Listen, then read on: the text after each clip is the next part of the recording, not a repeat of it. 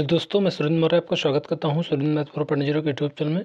आज के वीडियो में दोस्तों हम लोग जो है रोजगार वेद अंकित की जो जीएस की निधि बुक है न्यू आई है, इसमें जो है हम लोग जो है जीव विज्ञान कंप्लीट जो है जीव विज्ञान का जो है पार्ट करने वाले हैं। दोस्तों यदि आप यह पूरा वीडियो देख ले तो जीव विज्ञान से आपका एक भी क्वेश्चन इससे बाहर नहीं जाने वाला है। तो चलिए स्टार्ट कर लेते हैं। दोस्तों सबसे पहले हम लोग जो है जीवों और पादपों का जो वर्गीकरण है, इससे जितने भी इंपॉर्टेंट क्वेश्चन बनते हैं सभी को डिस्कस करेंगे। तो पहला क्वेश्चन है, निम्नलिखित में से कौन सा जानवर अपने जीवन काल के दौरान अपना लिंग बदल सकता है? तो इसका जो करेक्ट आंसर हो जाएगा घोंघा हो जाएगा। घोंघा करेक्ट आंसर हो जाएगा। घोंघा जो संघ यह है मोलस्का से संबंधित है। यह संघ जो है दूसरा सबसे बड़ा प्राणी संघ है। ये स्थलीय अथवा जलीय प्रकार के होते हैं। इनका जो शरीर है अखंडित, जिसमें सिर, पेशीय, पाद और एक अंतरंग जो है ककुद होता है। अगला पॉइंट है, इनमें जो है रेती जुहा रेडुला जिसे कहते हैं पाई जाती है, जो भोजन को रेती के समान घिसती है। नेरीस संघ एनिलिडा से संबंधित है। यह समुद्री जल में पाया जाता है। अगला क्वेश्चन है क्वेश्चन नंबर 2, उस जीव की पहचान कीजिए जो जैव संदीप्ति दर्शाता है। तो इसका जो करेक्ट आंसर हो जाएगा जो है हो जाएगा टेनोफ्लाना। टेनोफ्लाना करेक्ट आंसर हो जाएगा। संघ जो है टेनोफोर है और टेनोफोर को सामान्यतः समुद्री अखरोट या कंकाल जेली कहते हैं। इस संघ के जो प्राणियों में 8 जो है पश्चमाभी कंकत पाटिका होती है, जो चलन में सहायक होती है। जैव संदीप्ति ये प्राणी के द्वारा प्रकाश उत्सर्जन करना कहते हैं। इसे टीनोफोर की मुख्य विशेषता है। उदाहरण जो है प्लूरोब्रेकिया और टीनोप्लाना करेक्ट आंसर हो जाएगा। अगला क्वेश्चन है क्वेश्चन नंबर 3, प्राणी जगत के सबसे बड़े संघ की जो पहचान कीजिए। तो इसका जो करेक्ट आंसर हो जाएगा पहला हो जाएगा आर्थ्रोपोडा। आर्थ्रोपोडा जो प्राणी जगत का सबसे बड़ा संघ है, जिसमें कीट भी शामिल हैं। पृथ्वी पर लगभग 2/3 जो है जाति आर्थ्रोपोडा ही है। इनमें परिसंचरण तंत्र खुला होता है। इनका शरीर सिर, वक्ष और उदर में विभाजित होता है। अगला पॉइंट है, इनमें संधियुक्त पाद होते हैं और उत्सर्जन मैलपिगी नलिका द्वारा होता है। उदाहरण जैसे मकड़ी है, तिलचट्टा है, रेशम है, रेशम कीट आदि हैं। क्वेश्चन नंबर 4, खालिस्तान अप्रगुही का जो है एक उदाहरण है। तो इसमें से करेक्ट आंसर हो जाएगा ऑप्शन बी हो जाएगा प्लेटीहेल्मिंथीज। प्लेटीहेल्मिंथीज करेक्ट आंसर हो जाएगा। प्लेटीहेल्मिंथीज को प्रायः चपटे कृमि भी कहते हैं। इस समूह के उदाहरण हैं जैसे कि प्लेनेरिया, फीता कृमि, फेसियोला, पर्णकृमि जिसे कहते हैं। सभी इसी समूह के उदाहरण हैं। प्लेनेरिया में पुनरुद्भवन की जो असीम क्षमता है, यह मुख्य रूप से ताजे पानी में पाया जाता है। अगला है, यह कृमि द्विपार्श्व सममिति त्रिकोरकी तथा अप्रगुही होते हैं। इनमें अंग स्तर का शरीर संगठन पाया जाता है। अगला पॉइंट है, इस समूह के अधिकांश प्राणी मनुष्य तथा अन्य प्राणियों में अंतःपरजीवी के रूप में रहते हैं। अगला है, तारामीन समुद्री अंगरचिन और भंगुर तारा एकाइनोडर्म समूह के सदस्य हैं। अगला पॉइंट है, मोलस्का दूसरा सबसे बड़ा संघ है। इसके सदस्य हैं जैसे कि समुद्री खरगोश, ऑक्टोपस, पाइला आदि हैं। क्वेश्चन नंबर 5, संघ फाइलम खालिस्तान का जो शरीर अखंडित और पृष्ठीय रूप से चपटा होता है, तो ये हो जाएगा प्लेटीहेल्मिंथीज। अभी हम लोग पढ़ भी चुके हैं पीछे क्वेश्चन नंबर 4 में। क्वेश्चन नंबर 6 है, निम्नलिखित में से कौन से जीव फाइलम यानी प्रोटोजोआ से संबंधित है? तो इसमें जो करेक्ट आंसर हो जाएगा ऑप्शन बी हो जाएगा अमीबा, पैरामीशियम, प्लाज्मोडियम, ये सभी जो है प्रोटोजोआ से संबंधित हैं। अगला क्वेश्चन है दोस्तों, सभी जो प्रोटोजोआ होते हैं परपोषी होते हैं। अगला पॉइंट है, इनको जो है 4 समूह में बांटा जा सकता है। जैसे कि पहला है अमीबीय प्रोटोजोआ, ये अपने शिकार को जो है कूट पादों की सहायता से पकड़ते हैं जैसे कि एंट अमीबा। दूसरा है कसाव भी प्रोटोजोआ, ये जो है निंद्रालु रोग का कारण बनते हैं, जैसे कि ट्रिपैनोसोमा। और तीसरा है पक्षमाभि प्रोटोजोआ, ये गति करने वाले जीवधारी हैं, जैसे कि पैरामीशियम। और चौथा है एस्पेरोजोआ, इसमें मलेरिया परजीवी प्लाज्मोडियम आता है। नोट में देख लेते हैं, अमीबा में स्क्यूडोपीडिया पाए जाते हैं। क्वेश्चन नंबर 7, कुछ सरल बहुकोशिकीय जीव पहले कई भागों में विभाजित होकर प्रजनन करते हैं, फिर इनमें से प्रत्येक भाग बड़ा होकर एक नया जीव बन जाता है। प्रजनन की इस विधि को क्या कहा जाता है? तो ये कहा जाता है खंडन। खंडन करेक्ट आंसर हो जाएगा।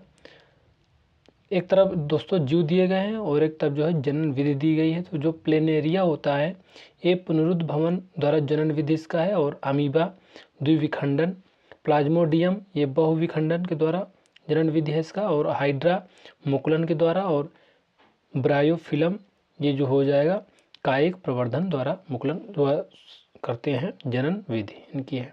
अगला क्वेश्चन है क्वेश्चन नंबर 8, एस्पाइरोगाइरा की कोशिका भित्ति में खाली स्थान पाया जाता है। तो ये पाया जाता है सेलुलोज। सेलुलोज करेक्ट आंसर हो जाएगा। एक तरफ जीव का जो प्रकार दिया गया है और कोशिका भित्ति दिया गया है। तो जो पौधे होते हैं इनकी जो कोशिका भित्ति है सेलुलोज है, और कवक की कोशिका भित्ति काइटन की बनी होती है, और जीवाणु की कोशिका भित्ति है पेप्टिडोग्लाइकन की बनी होती है। शैवाल की जो कोशिका भित्ति है ये सेलुलोज एल्जिन की बनी होती है। डायटम ये सिलिका की बनी होती कोशिका भित्ति। नोट में है लिग्निन कोशिका भित्ति जाइलम कोशिकाओं में पाई जाती है। अगला पॉइंट है सुबेरिन एक जल अवरोधक पदार्थ है जो पौधों की कारक कोशिकाओं की कोशिका भित्ति में उपस्थित होता है। अगला क्वेश्चन है क्वेश्चन नंबर 9, यूकैरियोटिक कोशिका निम्नलिखित में से किस जगत में नहीं पाई जाती है? तो इसका जो करेक्ट आंसर हो जाएगा मनेरा हो जाएगा, ऑप्शन डी हो जाएगा।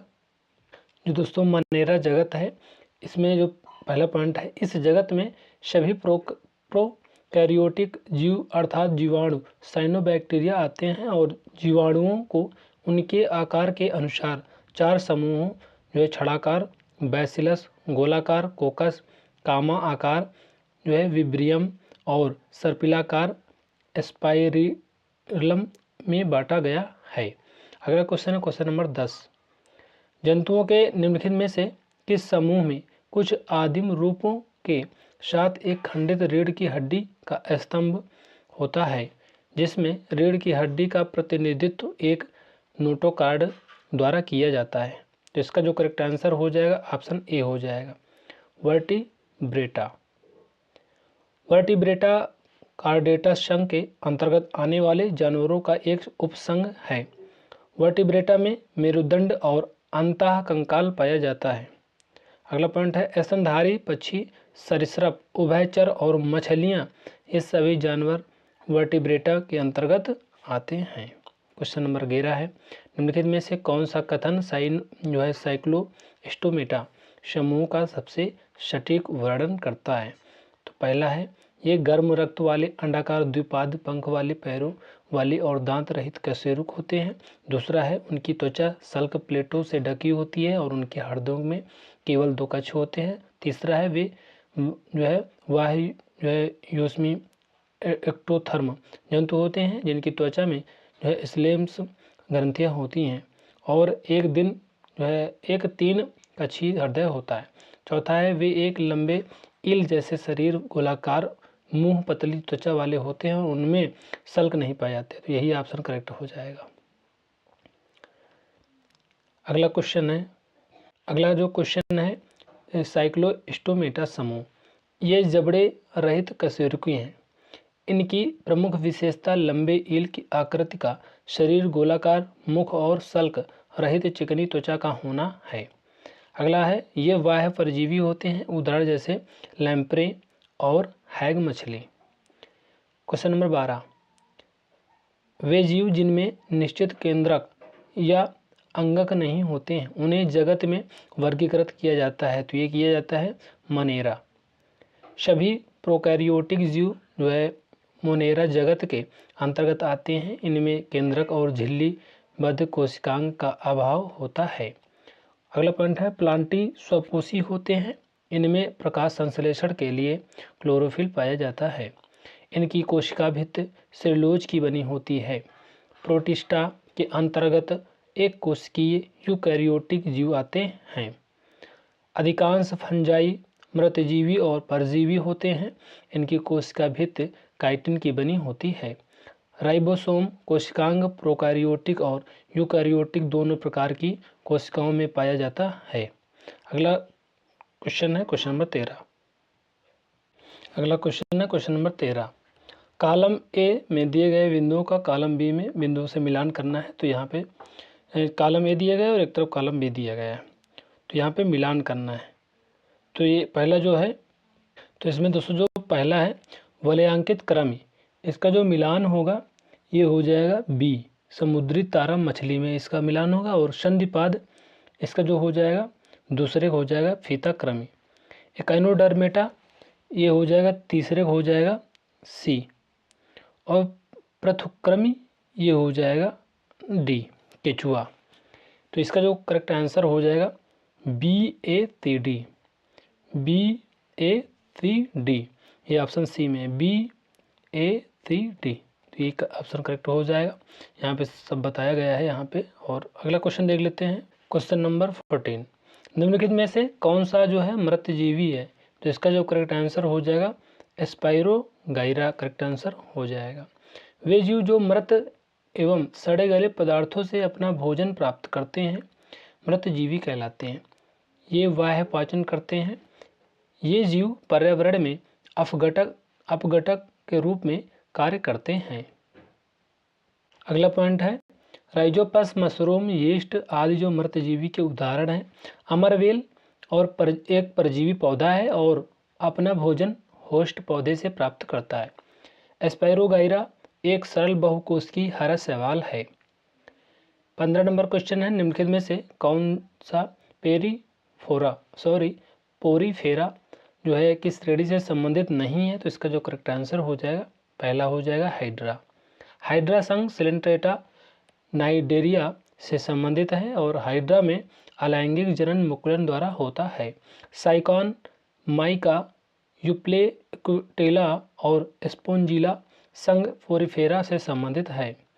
इनमें जल सूक्ष्म रंध्र ऑस्ट्रिया जो है के द्वारा प्रवेश करता है और बड़े रंध्र आस्कुलम द्वारा बाहर निकलता है। क्वेश्चन नंबर 16 है निम्नलिखित में से किस वर्ग में कछुओं का परिवार शामिल है? जो कछुओं का परिवार शामिल है ये हो जाएगा सरीसृप, ऑप्शन सी हो जाएगा करेक्ट आंसर। सरीसृप नाम जो है प्राणियों के रेंगने के द्वारा गमन के कारण होता है। इनकी बाह्य त्वचा पर केराटिन से बने सल्क पाए जाते हैं। इनके हृदय में 3 कोष्ठक पाए जाते हैं। अपवाद जैसे मगरमच्छ इसके अंदर 4 कोष्ठक पाए जाते हैं। ये असमतापी होते हैं, उदाहरण के जैसे कछुआ, छिपकली, कोबरा आदि। निम्नलिखित में से कौन सा एवीज यानी पक्षी वर्ग का एक सदस्य नहीं है? तो इसका जो करेक्ट आंसर हो जाएगा ये हो जाएगा टेरोपस, ऑप्शन बी हो जाएगा टेरोपस। एवीज का जो मुख्य कारण शरीर के ऊपर पंख होना है। इनकी पूंछ में जो है तेल ग्रंथि पाई जाती है। ये समतापी होमियोथर्मस होते हैं। इनमें श्वसन फेफड़ों द्वारा होता है। टेरोपस एक चमगादड़ का वंश है जो स्तनधारी वर्ग में जाता है। अगला क्वेश्चन है क्वेश्चन नंबर 18। प्लेटीहेल्मिन्थीज में पाई जाने वाली एक विशेष उत्सर्जी कोशिका कौन सी है जो किडनी की तरह काम करती है तथा निस्पंदन के माध्यम से अपशिष्ट पदार्थों को हटाती है? तो इसका जो करेक्ट आंसर हो जाएगा फ्लेम कोशिका। फ्लेम कोशिका प्लेटीहेल्मिन्थीज संघ के जीवों की प्रमुख विशेषता है। इसकी सहायता से इस संघ के जीवों में उत्सर्जन क्रिया संपन्न होती है। इस संघ के जीव प्रायः परजीवी होते हैं जैसे फैसियोला, प्लेनेरिया, टीनिया, सोलियम आदि। अगला पॉइंट है स्टेम कोशिकाएं ऐसी कोशिकाएं होती हैं जो स्वयं की जो है प्रतिकृति बनाने की क्षमता रखती हैं और जिनमें से शरीर कि अन्य कोशिकाओं एवं ऊतकों का निर्माण किया जा सकता है। इन्हें प्रायः भ्रूण से प्राप्त किया जाता है। क्वेश्चन नंबर 19 है, हाइड्रा जंतु जगत के निम्नलिखित में से किस संघ का उदाहरण है? इसका जो करेक्ट आंसर हो जाएगा सिलेंट्रेटा। हाइड्रा सिलेंट्रेटा या निडेरिया संघ का जंतु है। इस संघ के जीवों में एक अंतर्गुहा पाई जाती है। सिलेंट्रेटा के अन्य जीव हैं जैसे फाइसेलिया, ओबिलिया, अरेलिया, पेनेट्यूला आदि। पोरीफेरा के जीवों में कैनाल तंत्र पाया जाता है। इसमें प्रवेशी छिद्र आस्ट्रिया एवं निकासी छिद्र आस्कुलम होता है, जैसे साइकान, स्पांजिला आदि। अगला पॉइंट है, प्लेटीहेल्मिन्थेज संघ के जीव प्रायः परजीवी होते हैं। इस संघ के उदाहरण हैं जैसे प्लेनेरिया, फैसियोला, टेनिया, सोलियम आदि। क्वेश्चन नंबर 20, निम्नलिखित में से कौन एनिमेलिया के अंतर्गत प्लेटीहेल्मिन्थेज वर्गीकरण के अंतर्गत आते हैं? इसका जो करेक्ट आंसर हो जाएगा फीताक्रमी हो जाएगा। R.H. विटेकर द्वारा जीव जगत को 5 वर्गों में बांटा गया है। ये 5 वर्ग हैं जैसे मोनेरा, प्रोटिस्टा, कवक, प्लांटी एवं एनिमेलिया। अगला जो है प्लेटीहेल्मिन्थेज एनिमेलिया वर्ग के अंतर्गत आता है। इस वर्ग में फीताक्रम या यकृत क्रम आते हैं। अगला है वुचेरिया निमेटोडा संघ तथा जोंक एनिलिडा संघ के अंतर्गत आती हैं। 21 नंबर क्वेश्चन, निम्नलिखित में से कौन सा संघ एनिलिडा का उदाहरण है? तो इसका जो करेक्ट आंसर हो जाएगा ऑप्शन डी हो जाएगा, केचुआ। एनिलिडा संघ के जीवों का जो शरीर है स्पष्टता खंड अथवा विखंडों में बटा होता है। ये प्रायः स्वतंत्र जीवी होते हैं। इस संघ के उदाहरण हैं नेरीस, केचुआ, जोंक आदि। केचुए को जो है किसान का मित्र कहा जाता है। संघ आर्थ्रोपोडा जंतु जगत का सबसे बड़ा संघ है। इनका जो शरीर है द्विपार्श्व सममिति एवं त्रिस्तरीय होता है, जैसे केकड़ा, मधुमक्खी जो है, कनखजूरा, मच्छर आदि। 22 नंबर क्वेश्चन है, निम्नलिखित में से पशु जगत का जो है संघ का कौन सा युग्म गलत है? तो इसका जो करेक्ट आंसर हो जाएगा option D, liver fluke nematoda. पेसियोला को जो है लीवर जो है फ्लूक या यकृत क्रमी भी कहते हैं। यह प्लेटीहेल्मिन्थेज संघ का जीव है। यह परजीवी होता है। झींगा आर्थ्रोपोडा संघ का जीव है। इसका जो है शरीर खंड युक्त होता है। स्टारफिश, ब्रिटल स्टार, समुद्री खीरी, समुद्री अर्चिन आदि इकाइनोडर्मेटा संघ का जीव है। साइकान, हाइलोनेमा, यूप्लेक्टेला, स्पांजिला आदि जो है पेरिफेरा संघ के जीव हैं। 23 नंबर क्वेश्चन, निम्नलिखित में से कौन पादप जगत का उपसमूह नहीं है? तो इसका जो करेक्ट आंसर हो जाएगा ऑप्शन सी हो जाएगा, हेमिकोडर्डेटा। पादपों को जो है 5 वर्गों में बांटा गया है, जैसे कि थैलोफाइटा, ब्रायोफाइटा, टेरिडोफाइटा, जिम्नोस्पर्म और एंजियोस्पर्म में बांटा जाता है। अगला पॉइंट है, टेरिडोफाइटा एक जो है पादप समूह है जिसके पौधे बीज एवं पुष्प नहीं बनाते हैं, जैसे मर्सिलिया, फर्न आदि। थैलोफाइटस पादप समूह के पौधों का जो शरीर है जड़, तना एवं पत्ती में विभाजित नहीं होता है, जैसे कि यूलोथिक्स, एस्पाइरो, गाइरा आदि। एंजियोस्पर्म आवृतबीजी उच्च पादपों का समूह है जिसके बीज एक आवरण से ढके होते हैं, जैसे आम, गेहूं, धान आदि। हेमिकार्डेटा एक जंतु संघ है और इस संघ में क्रम के समान संरचना वाले समुद्री जीव होते हैं। इसके अंतर्गत आने वाले जीव हैं बाइलेनोग्लोसस, साइक्लोसस आदि। 24 नंबर क्वेश्चन है, फर्न किस पादप वर्ग का उदाहरण है? तो वेरी इंपॉर्टेंट क्वेश्चन है, तो ये हो जाएगा टेरिडोफाइटा। ऑप्शन सी करेक्ट हो जाएगा। टेरिडोफाइटा पौधों का ऐसा समूह है जिसमें बीज एवं पुष्प नहीं पाए जाते हैं, जैसे क्लब, फर्न, मर्सिलिया आदि। ब्रायोफाइटा को वनस्पति जगत का उभयचर भी कहा जाता है क्योंकि यह जल एवं थल दोनों पर रह सकता है, जैसे काई, लीवर और वाटस और पोगोनेटम निक्सिया आदि। थैलोफाइटा ऐसे पौधे का समूह है जिसमें पौधे जड़ तने तथा पत्तियों में विभाजित नहीं होती है, जैसे कवक है, शैवाल है आदि। फाइनेरोगैम ऐसे पौधों का समूह है जो पुष्प एवं बीज होते हैं। ये पौधे जड़ तने एवं पत्ती में विभाजित होते हैं, जैसे सूर्यमुखी, कमल आदि।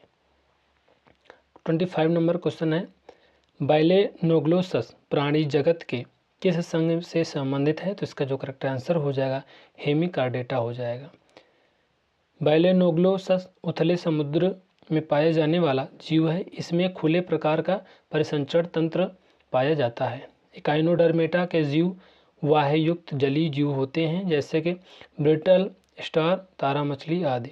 मोलस्का संघ के जंतुओं का शरीर प्रायः कैल्शियम कार्बोनेट के दृढ़ स्तर से ढकी होती है, जैसे घोंघा, पाइला आदि। आर्थ्रोपोडा संघ के जंतुओं का जो शरीर है खंडयुक्त तथा पैर संधियुक्त होता है, जैसे काकरोच, बिच्छू आदि।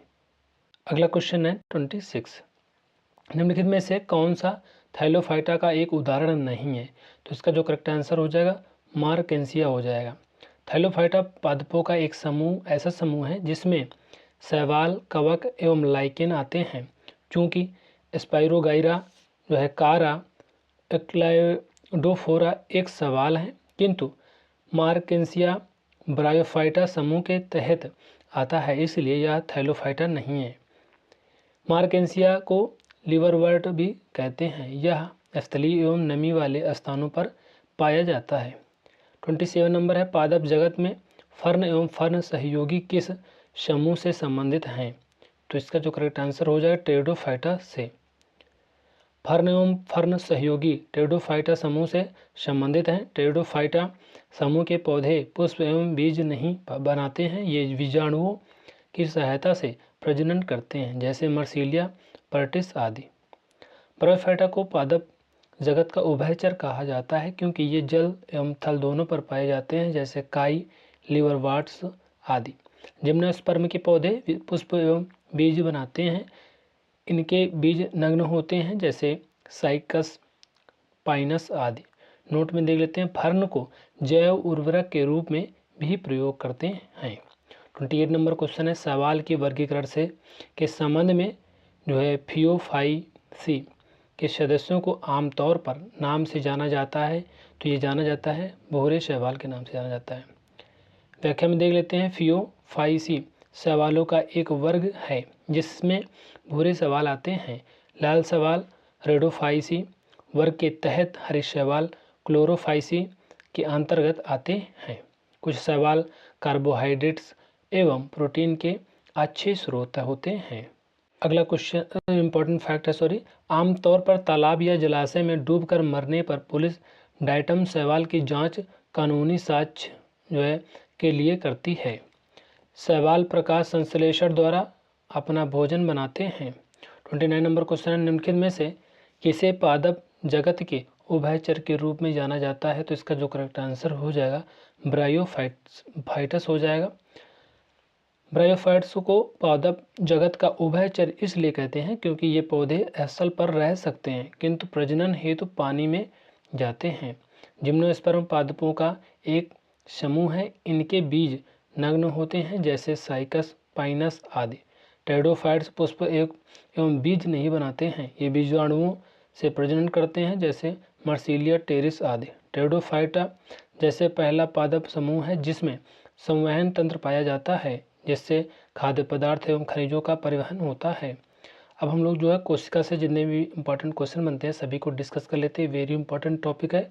तो पहला जो 30 नंबर क्वेश्चन है कोशिका से, विभाजन के दौरान गुणसूत्रों का जो व्यवस्थित अध्ययन करने वाला पहला व्यक्ति कौन था जिसने इस प्रक्रिया को समसूत्री विभाजन कहा था? तो इसका जो करेक्ट आंसर हो जाएगा ऑप्शन हो जाएगा B, Walther Flemming.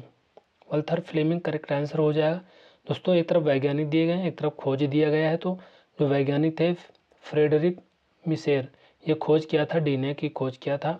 Walther Fleming ये कोशिका विभाजन की खोज किया था। एंटोनी वैन ल्यूएनहॉक ने जीवाणुओं की खोज किया था और थॉमस हंट मॉर्गन ने आनुवंशिकता के गुणसूत्र सिद्धांत की खोज किया था। 31 नंबर क्वेश्चन है, निम्नलिखित में से कौन पादप और प्राणी कोशिका दोनों में पाया जाता है? तो इसका जो करेक्ट आंसर हो जाएगा ऑप्शन हो जाएगा दोस्तों, तो इसका दोस्तों हो जाएगा फर्स्ट ही सही है केंद्रक, पहला ही सही, बाकी जो है ये दूसरा गलत है। तो आंसर में केवल 1 हो जाएगा। एक तरफ दोस्तों कोशिकांग दिया गया है, एक तरफ जो है प्राणी कोशिका दिया गया है और एक तरफ पादप कोशिका दिया गया है। तो इससे आप जो है एक क्वेश्चन जरूर बनता है, तो आप लोग अच्छे से इसको देख लीजिएगा। कोशिका जो झिल्ली होती है कोशिकांग, ये कोशिका झिल्ली होती है, ये उपस्थित होती है प्राणी कोशिका में और पादप कोशिका में उपस्थित होती है, दोनों में होती है उपस्थित कोशिका झिल्ली। और जो कोशिका भित्ति होती है ये जो है ये जो प्राणी में अनुपस्थित होती है, लेकिन जो है पादप में उपस्थित होती है। केंद्रक की बात करें तो ये जो है उपस्थित होता है प्राणी में और ये पादप में भी केंद्रक पाया जाता है। केंद्रक झिल्ली की बात करें तो ये उपस्थित होता है प्राणी में और इसमें भी उपस्थित होता है और कोशिका द्रव्य में उपस्थित होता है और यहाँ भी उपस्थित होता है पादप में भी। प्लास्टिड ये अनुपस्थित होता है जंतु में और प्राणी में और पादप में उपस्थित होता है प्लास्टिड। रिक्तिकाएँ ये छोटी होती हैं और इसमें बड़ी होती पादप में। 32 नंबर क्वेश्चन देख लेते हैं। तो ये किस कोशिकांग में जो है कोशिकीय अपशिष्ट और वाह्य सामग्री को पचाने के लिए एंजाइम होते हैं? तो इसका जो करेक्ट आंसर हो जाएगा लाइसोसोम हो जाएगा। लाइसोसोम का जो निर्माण है ना जो गाल्जी उपकरण द्वारा होता है, इसमें हाइड्रोलेजेज, लाइपेसेज, प्रोटोएसेज और कार्बोहाइड्रेट जैसे एंजाइम पाए जाते हैं जो कार्बोहाइड्रेट्स, प्रोटीन, न्यूक्लिक अम्ल, लिपिड इत्यादि के पाचन में सक्षम हैं। अगला पॉइंट है इसे कोशिका का सफाई कर्मी भी कहा जाता है। नोट में देख लेते हैं, इसे कोशिका की आत्मघाती थैली भी कहा जाता है लाइसोसोम को। अगला देख लेते हैं 33 नंबर क्वेश्चन। सुकेंद्र की जीव जो है यूकैरियोटिक जिसे कहते हैं और साथ ही जो है प्रकेंद्रिक की जीव यानी प्रोकैरियोटिक दोनों में पाए जाने वाले कोशिकांग की पहचान कीजिए। तो ये हो जाएगा राइबोसोम। राइबोसोम कोशिका में प्रोटीन का जो है संश्लेषण करता है, इसलिए इसे कोशिका की प्रोटीन फैक्ट्री भी कहा जाता है। इस कोशिका का जो सबसे बड़ा छोटा जो है कोशिकांग है। इसकी जो खोज है जॉर्ज पायलेड ने सन 1953 में की थी।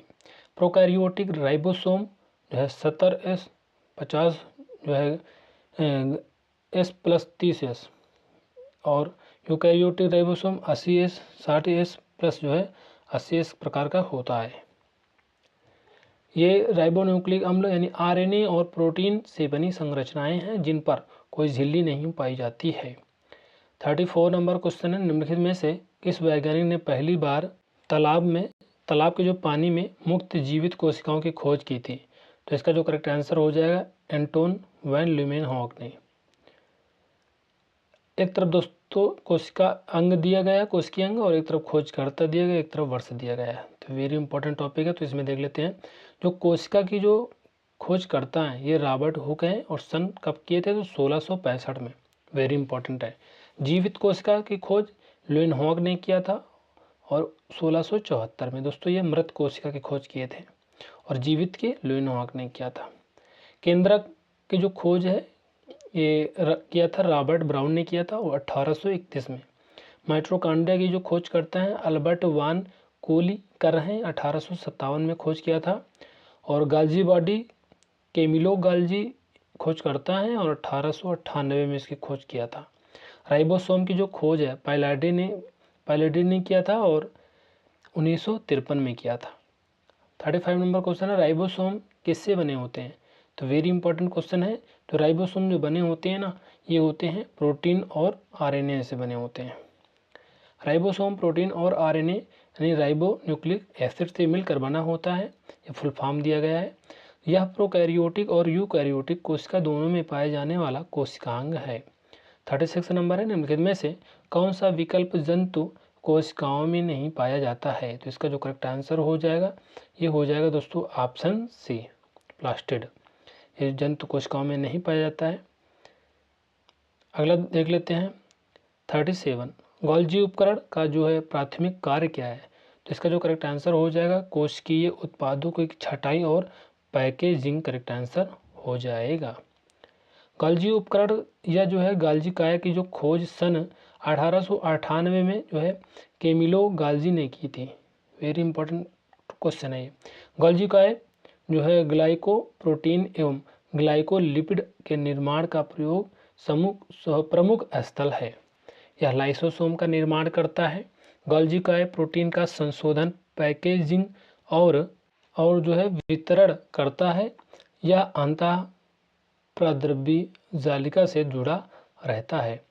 38 नंबर है, निम्नलिखित में से कौन सा अंगकों और उनके प्रकारों का सही संयोजन है? तो इसका जो करेक्ट आंसर हो जाएगा, ये दोस्तों ए ऑप्शन दिया गया है, ये बी दिया गया है और सी है और डी है। तो जो सही क्रम है उसी को हम लोग पढ़ लेते हैं। तो ये ऑप्शन हो जाएगा बी, माइटोकॉन्ड्रिया श्वसन, हरित लवक, प्रकाश संश्लेषण, राइबोसोम जो है राइबोसोम प्रोटीन का जो परिवहन और खुरदरी अंतर्द्रव्य जालिका, ये प्रोटीन संश्लेषण, यही जो है सही है। एक तरफ कोशिकांग दिए गए, एक तरफ कार्य दिए गए, एक तरफ खोजकर्ता दिए गए हैं। तो हम लोग जो है कोशिकांग में देख लेते हैं। तो नाभिक कोशिकांग, ये कार्य इसका है कोशिका का नियंत्रण करना, और खोजकर्ता कौन है? Robert brown. अगला है, दूसरा है माइटोकॉन्ड्रिया, इसका जो ऊर्जा का उत्पादन यानी एटीपी का निर्माण श्वसन करना है, अल्बर्ट वान कोलियर ने खोज किया था। गाल्जी काय ये प्रोटीन एवं लिपिड की पैकेजिंग करता है, और कैमिलो गाल्गी ये जो है खोज करता है। लाइसोसोम अनावश्यक तथा हानिकारक पदार्थों को नष्ट करना होता है। डी डुबे ये जो है खोज करता है लाइसोसोम के। राइबोसोम के जो काम है ये प्रोटीन संश्लेषण करना है। पैलेडे ने इनका जो खोज करता है, और प्लास्टिड प्रकाश संश्लेषण करता है। हाइकल इसके खोज करता है। रुच है एंडोप्लाज्मिक रेटिकुलम, ये जो है प्रोटीन संश्लेषण करता है, और क्लाउड और पोर्टर इसके खोज करता है। 8वां है मृदु एंडोप्लाज्मिक रेटिकुलम, ये हार्मोन और लिपिड का संश्लेषण करता है, और इसकी जो खोज करता है क्लाउड और पोर्टर, करेक्ट आंसर हो जाएगा। 39 नंबर क्वेश्चन है, कोशिकीय जो है कायिक कोशिका और जनन कोशिका के बीच क्या अंतर है? तो अंतर बताना है। तो इसका जो करेक्ट आंसर हो जाएगा, कायिक कोशिकाओं में समसूत्री कोशिका विभाजन होता है, जबकि जनन कोशिकाओं में अर्धसूत्री कोशिका विभाजन होता है। एक तरफ कायिक कोशिका दिया गया, एक तरफ जनन कोशिका दिया गया है। इनमें समसूत्री विभाजन होता है कायिक कोशिका में, और जनन कोशिका में इनमें अर्धसूत्री विभाजन होता है। शरीर की रचना और कार्य बनाए रखना होता है, और नए जीव के निर्माण के लिए युग्मनज बनाने में होता है। ये जो है डाइप्लॉइड है और ये हैप्लॉइड है।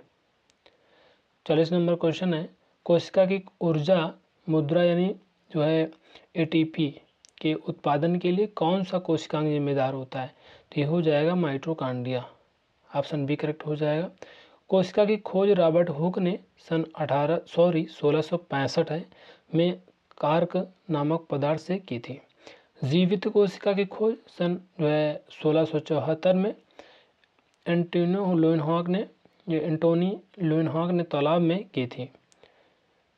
और केंद्र की खोज रॉबर्ट ब्राउन ने सन 1831 में की थी। इसमें क्रोमोसोम होते हैं। माइटोकॉन्ड्रिया जो दोहरी झिल्ली से घिरा होता है, इसकी जो खोज सबसे पहले सन 1857 में अल्बर्ट वान कोलिकर ने की। इसे माइटोकॉन्ड्रिया नाम कार्ल बेंडा द्वारा दिया गया। गाल्जी काय की खोज कैमिलो गाल्जी ने सन 1898 में की थी।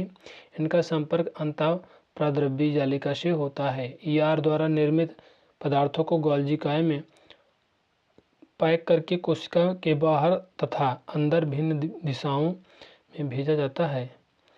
अंतः प्रद्रव्य जालिका की खोज पोर्टर ने की। यह 2 प्रकार की होती है।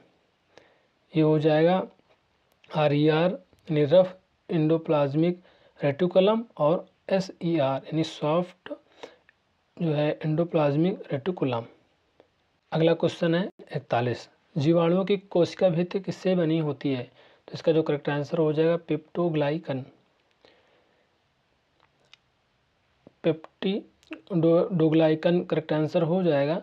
जीवाणु की खोज का जो कोशिका भित्ति है पेप्टिडोग्लाइकन से बनी होती है। ग्राम धनात्मक और ग्राम ऋणात्मक बैक्टीरिया में अंतर है, जैसे एक तरफ गुण दिया गया, एक तरफ ग्राम धनात्मक ग्राम ऋणात्मक दिया गया। कोशिका भित्ति ये मोटी पेप्टिडोग्लाइकन परत है और पतली पेप्टिडोग्लाइकन परत है इसमें। और इसमें बाहरी झिल्ली अनुपस्थित होती है, इसमें उपस्थित होती है। स्टेनिंग रंग बैंगनी होता है, इसमें गुलाबी लाल होता है। लिपोपालिसे ये अनुपस्थित होता है केरेडाइड, और जो है इसमें अनुपस्थित होता है, इसमें उपस्थित होता है। 42 नंबर क्वेश्चन है, डीएनए और निम्नलिखित में से किससे गुणसूत्र बने होते हैं? तो इसका जो करेक्ट आंसर हो जाएगा प्रोटीन हो जाएगा। सन 1953 में वाटसन और क्रिक ने डीएनए का जो है द्विकुंडलित मॉडल प्रस्तुत किया। डीएनए की क्रियात्मक इकाई जीन है। इसमें एडेनिन, ग्वानिन, थाइमिन और साइटोसिन प्रकार के नाइट्रोजनस बेस पाए जाते हैं। एडेनिन सदैव थाइमिन के साथ जुड़ता है, ग्वानिन सदैव साइटोसिन के साथ जुड़ता है। डीएनए की अधिकांश मात्रा नाभिक में और कुछ मात्रा माइटोकॉन्ड्रिया और क्लोरोप्लास्ट में भी होती है। नोट में देख लेते हैं, डीएनए में हिस्टोन प्रोटीन पाई जाती है। 43 नंबर क्वेश्चन है, पादप कोशिका में उपस्थित उस कोशिकांग की पहचान कीजिए जो जंतु कोशिका में नहीं होता है। तो इसका जो करेक्ट आंसर हो जाएगा प्लास्टिड हो जाएगा। प्लास्टिड यानी लवक केवल पादप कोशिकाओं में पाया जाता है। प्लास्टिड 3 प्रकार के होते हैं। अवार्डी लवक, ये श्वेत तथा रंगहीन प्लास्टिड होते हैं। ये पौधे के उस भाग में पाए जाते हैं जहाँ सूर्य का प्रकाश नहीं पहुँच पाता है, जैसे जड़, बहुमिगत तना आदि। ये 3 प्रकार के होते हैं। पहला है प्रोटीनोप्लास्ट, और यह प्रोटीन संचित करता है, और इलियोप्लास्ट यह वसा संचित करता है। ये एक तीसरा है एमाइलोप्लास्ट, यह कार्बोहाइड्रेट संचित करता है।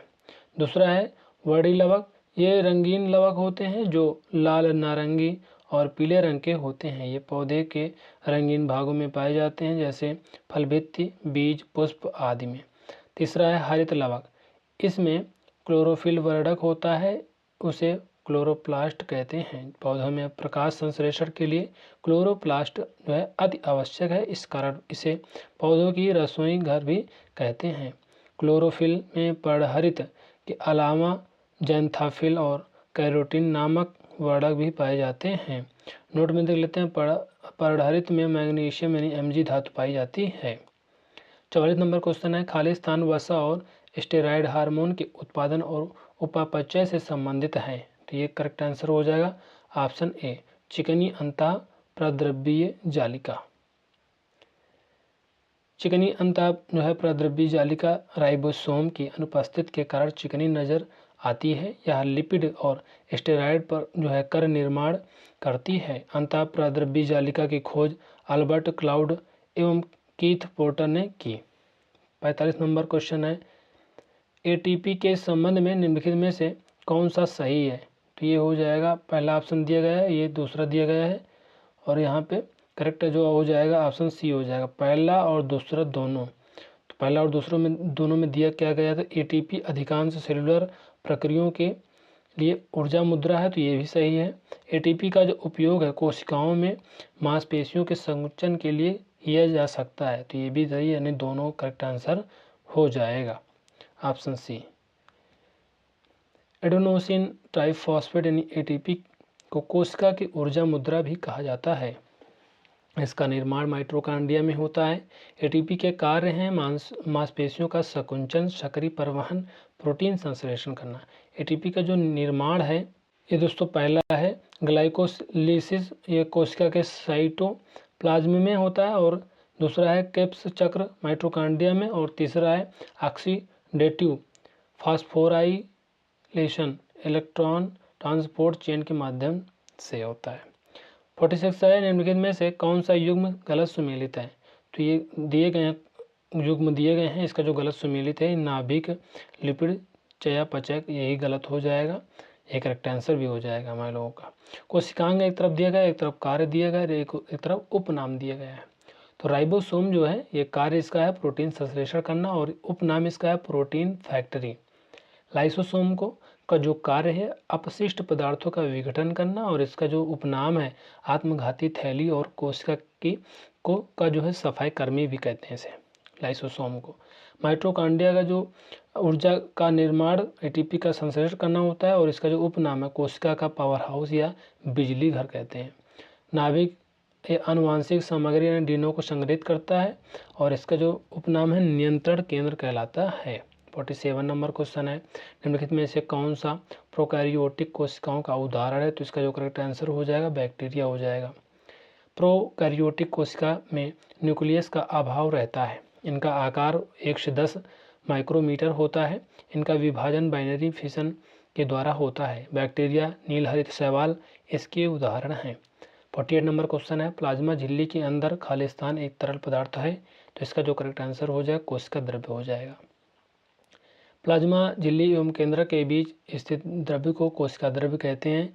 इसमें अनेक अकार्बनिक पदार्थ, खनिज, लवण, जल तथा कार्बनिक पदार्थ, वसा, प्रोटीन, कार्बोहाइड्रेट होते हैं। कोशिका द्रव्य में बहुत सारे कोशिकांग उपस्थित होते हैं।